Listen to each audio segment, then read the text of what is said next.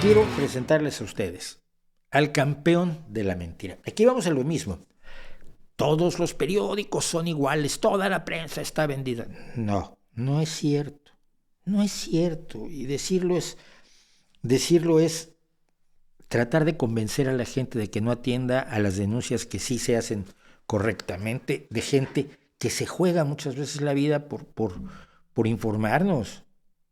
Que periodistas muertos tenemos suficientes en el mundo como para no estar denigrando el oficio así en general, con brocha gorda. Obviamente hay una prensa despreciable, pero hay una prensa que es enormemente respetable. Y hay políticos que son enormemente respetables. Todos los políticos mienten, claro, sí, seguro. Cuando tienes que quedar bien, a veces sí sueltan mentiras. No sé si sea justo decir que todos los políticos mienten, pero digamos que es una tendencia general.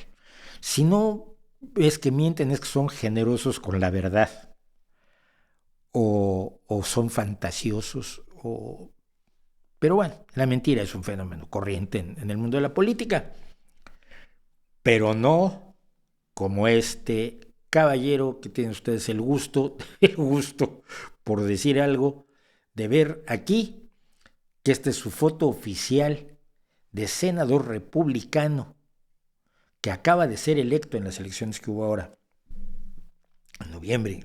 ¿Sí, en noviembre fue? No me acuerdo. No sé, porque acaban de tomar posesión todos.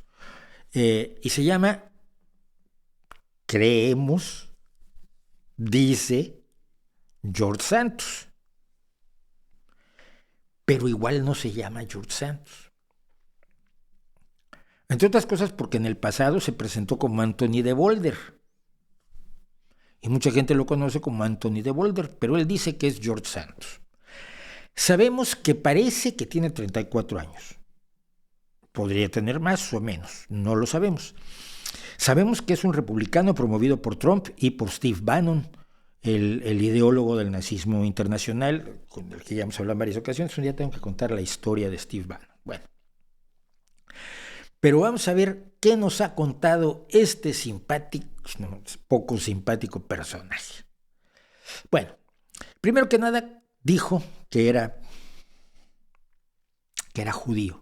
Que esto cae muy bien en Nueva York, sobre todo porque en Nueva York hay una gran población judía. Él era judío, pero no solo era judío. Los abuelos de su madre habían escapado del Holocausto prácticamente por los pelos.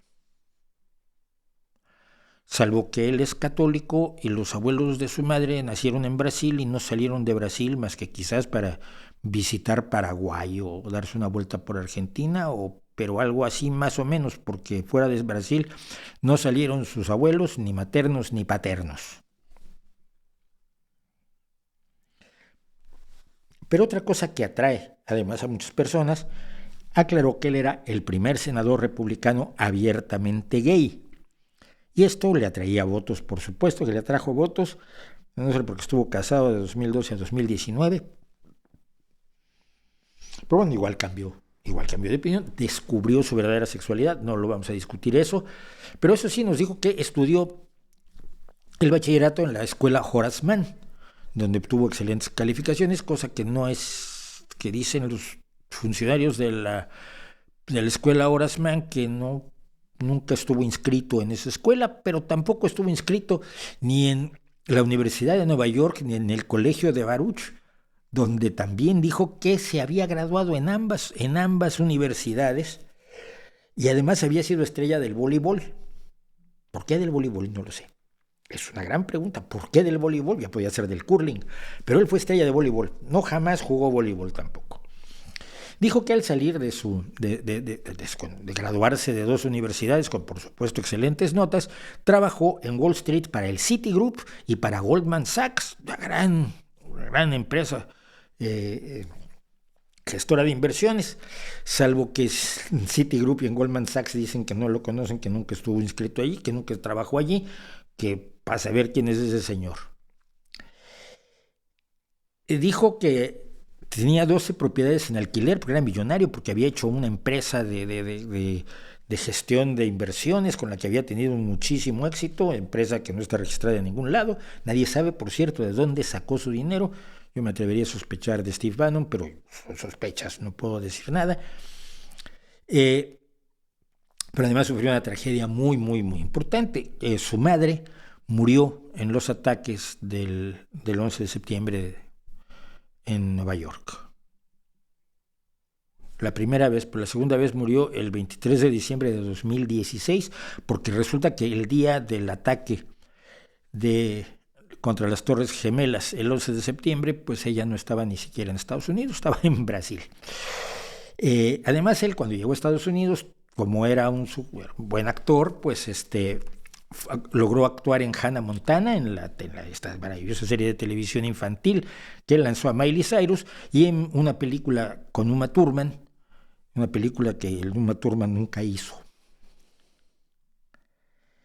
Lo que sí se sabe de él es que a los 19 años en Brasil fue acusado de robarse la chequera de un señor al que estaba cuidando su madre, que era cuidadora de personas mayores, y se extendió cheques por $700 para comprarse cosas como zapatos. Y dos ex compañeros suyos de piso, de departamento, dicen que les robó una bufanda que un año después utilizó en una manifestación en contra del robo de las elecciones que le hicieron al pobrecito de Donald Trump. Miren, todos mentimos. El ser humano tiende a usar el recurso de la mentira. No hay nadie que sea totalmente honesto. Es más, si una persona fuera totalmente honesta, sería lo más detestable del universo. ¿Te gusta mi nueva sudadera? Es una porquería. Está bien, aunque no nos guste, decimos que está bien. ¿Por qué? Porque a veces la verdad tiene que dejar paso a la cortesía, al lubricante social de la amabilidad y la buena disposición hacia las personas que nos rodean. ¡Ay, qué bien te cortaste el pelo! ¡Qué bien te queda! Aunque uno esté pensando, Dios mío, ¿qué te hicieron? Fuiste con tu peor enemigo a que te atacara con la segadora de césped. Los seres humanos mentimos. Cuando te estás jugando mucho, como hacen los políticos, cuando están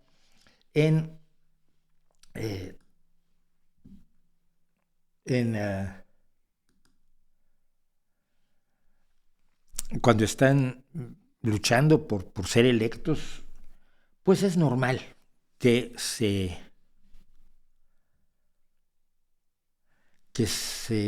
sea generoso con la verdad. Pero esto yo no lo había visto en toda mi vida. Tengo muchísimos años de ver mentirosos, pero esto es absolutamente locura. Lo más increíble es que solo un sector del Partido Republicano estadounidense está pidiéndole que renuncie, lo cual ya es un escándalo. Su propio partido le está diciendo, nos estás dejando mal. Tuvimos de precedente a Donald Trump, que contaba 20 mentiras diarias. Este es el registro que hizo el New York Times, aproximadamente 20 mentiras al día durante los últimos 6 o 7 años. Da una cantidad de miles y miles de mentiras a Donald Trump.